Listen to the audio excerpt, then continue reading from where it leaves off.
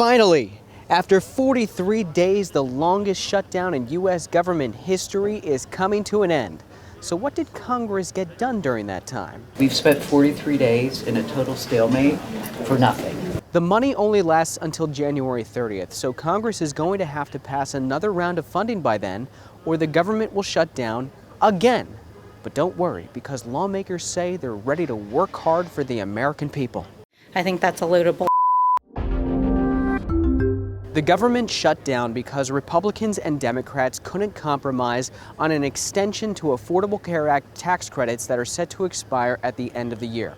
Without an extension, health insurance premiums are set to increase significantly in 2026, in some cases double and triple. This bill today is about ending the misery Democrats created on families.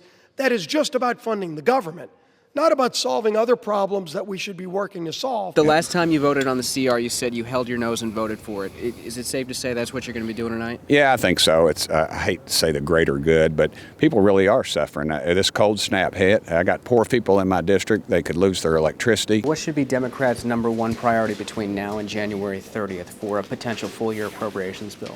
We have to push to address this healthcare crisis, and the biggest way to do that is to make sure that we have an extension of the ACA tax credits, the Obamacare tax credits. Democrats say they'll introduce a discharge petition to extend the tax credits for 3 years. If the petition gets 218 signatures, it would force a vote on the measure. But here's the thing, they need Republicans to sign on in order to hit that 218.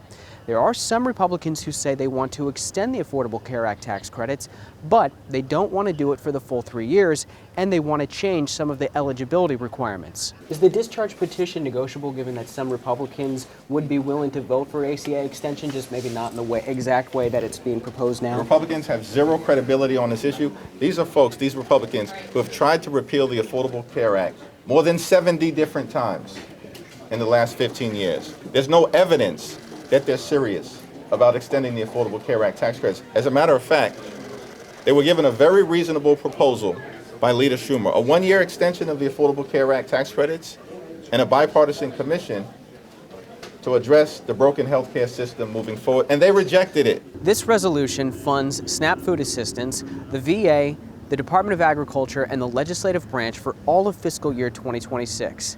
But for the rest of the government, including the military and health and human services, that is going to need more funding as of January 30th. And if Congress doesn't pass another bill, there will be another government shutdown. Are you seeing us being back here in January in the same boat?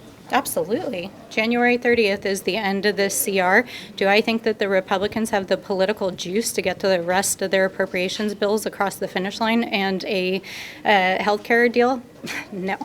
They couldn't even be bothered to sit for 7 hours in a Rules Committee hearing last night and actually have a real debate about healthcare. So if we think that they're actually going to, in good faith, fix the American healthcare system in the next 2 months, I think that's a load of bull.